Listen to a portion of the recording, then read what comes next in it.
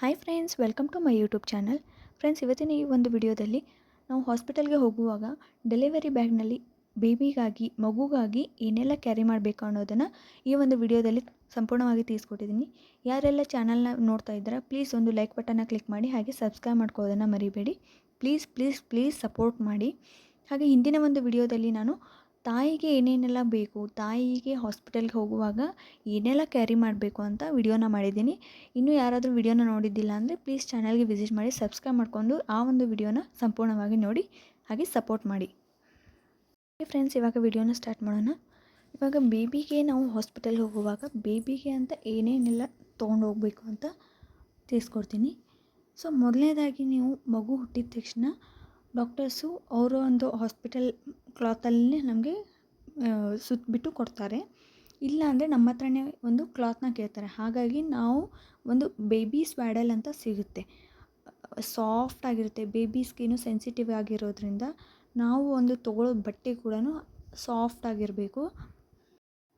ಇಲ್ಲಾಂದರೆ ಮನೆಯಲ್ಲಿರೋ ಪಂಚೆ ಬಟ್ಟೆನೇ ಅಥವಾ ಹಳೆಯ ಕಾಟನ್ ಸೀರೆ ಇರುತ್ತಲ್ವ, ಸೊ ಆ ಥರ ಕಾಟನ್ ಸೀರೆ ಆಗಿರ್ಬೋದು, ಪಂಚೆ ಬಟ್ಟೆ ಆಗಿರ್ಬೋದು, ಇದನ್ನು ಕೂಡ ನೀವು ಫುಲ್ ಕರೆಕ್ಟಾಗಿ ಡೆಟಾಲ್ನಲ್ಲಿ 2-3 ಸಾರಿ ವಾಶ್ ಮಾಡಿಬಿಟ್ಟು ಅದನ್ನು ಕೂಡ ನೀವು ಯೂಸ್ ಮಾಡ್ಕೋಬೋದು ಬೇಬಿನ ಸುತ್ತೋದಕ್ಕೆ. ಆದರೆ ಬಟ್ಟೆ ಸಾಫ್ಟ್ ಆಗಿರಬೇಕು, ಯಾಕಂದರೆ ಬೇಬಿ ಸ್ಕಿನ್ನು ಸೆನ್ಸಿಟಿವ್ ಇರುತ್ತೆ. ಹಾಗಾಗಿ ನೀವು ತೊಗೊಳ್ಳೋ ಬಟ್ಟೆ ಕೂಡ ಅಷ್ಟೇ ಸಾಫ್ಟ್ ಆಗಿರಬೇಕು.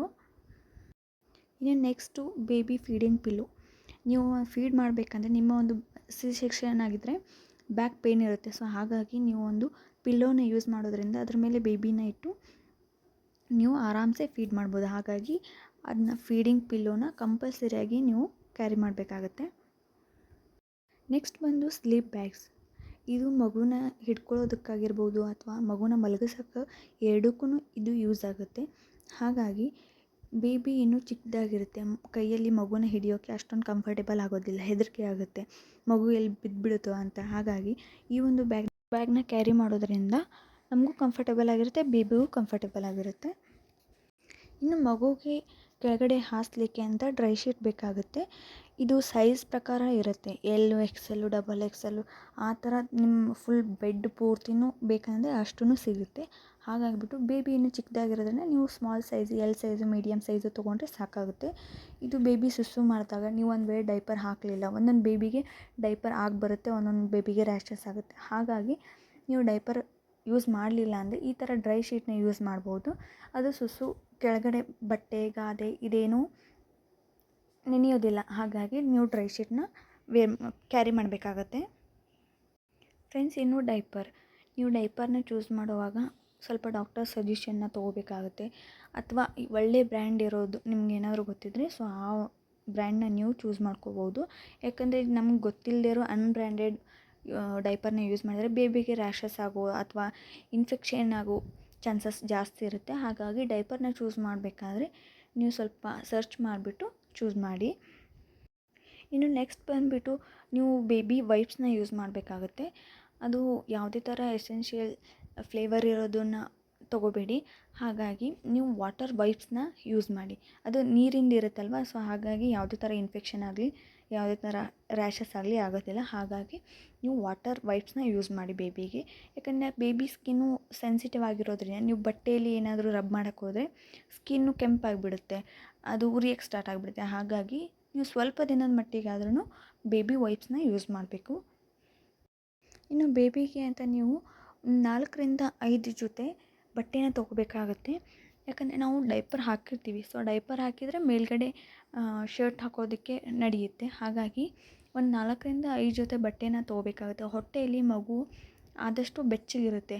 ಹಾಗಾಗಿ ಹೊರಗಡೆ ಬಂದ ತಕ್ಷಣ ಆ ಒಂದು ವಾತಾವರಣಕ್ಕೆ ಹೊಂದ್ಕೊಳ್ಳೋದಕ್ಕೆ ಸ್ವಲ್ಪ ಟೈಮ್ ಬೇಕಾಗುತ್ತೆ. ಹಾಗಾಗಿ ನೀವು ನಿಮ್ಮ ಮಗುನ ಆದಷ್ಟು ಬಟ್ಟೆಯಲ್ಲಿ ಸುತ್ತಿ ಅದಕ್ಕೆ ಎಲ್ಲನೂ ಹಾಕಿಬಿಟ್ಟು ಬೆಚ್ಚಗಿಡೋಕ್ಕೆ ಟ್ರೈ ಮಾಡಬೇಕಾಗುತ್ತೆ. ಹಾಗಾಗಿ ನೀವು ಈ ಥರ ಫ್ರಂಟ್ ಬಟನ್ ಓಪನ್ ಇರೋದನ್ನು ತೊಗೋಬೇಕಾಗುತ್ತೆ. ಇಲ್ಲಾಂದರೆ ಮೇಲ್ಗಡೆ ಟೈ ಮಾಡೋದಕ್ಕೆ ಅಂತ ಬೆಲ್ಟ್ ಕೊಟ್ಟಿರ್ತಾರೆ, ಸೊ ಆ ಥರ ನೀವು ತೊಗೋಬೇಕಾಗುತ್ತೆ.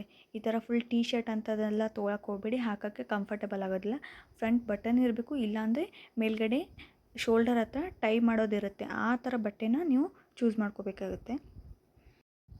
ಇನ್ನು ಬಾಟಮ್ಸ್, ನೀವು ಲಂಗೋಟಿ ಹಾಕ್ತಿದ್ರೆ ನೀವು ಲಂಗೋಟಿನ ತೊಗೋಬೇಕಾಗುತ್ತೆ. ಕಾಟನ್ ಬಟ್ಟೆದು ಲಂಗೋಟಿ ಇರುತ್ತಲ್ವ, ಸೊ ಆ ಥರ ನೀವು ಲಂಗೋಟಿನ ತೊಗೋಬೇಕು. ಒಂದು 12 ಪೀಸಸ್ ತೊಗೊಂಡ್ರೆ ಸಾಕಾಗುತ್ತೆ.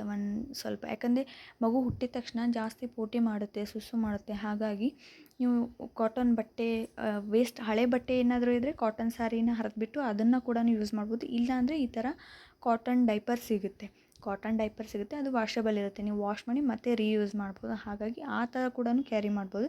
ಇಲ್ಲ ಅಂದರೆ ಡಿಸ್ಪೋಸಿಬಲ್ ಡೈಪರ್ ಕೂಡ ಯೂಸ್ ಮಾಡ್ಬೋದು. ಹಾಗಾಗಿ ಸ್ವಲ್ಪ ಲಂಗೋಟಿನ ಸ್ವಲ್ಪ ಎಕ್ಸ್ಟ್ರಾ ಇಟ್ಕೊಳ್ಳಿ, ಯಾಕಂದರೆ ಬೇಬಿ ಪದೇ ಪದೇ ಸುಸ್ಸು ಮಾಡೋದ್ರಿಂದ ಬೇಕಾಗುತ್ತೆ. ಮನೆ ಹತ್ರನೇ ಇದೆ, ತೊಗೊಂಡು ಬರ್ತಾರೆ ಅನ್ನೋದ್ರಂದರೆ ನೀವು ಒಂದು 12 ಪೀಸಸ್ ಇಟ್ಕೊಂಡ್ರೆ ಸಾಕಾಗುತ್ತೆ.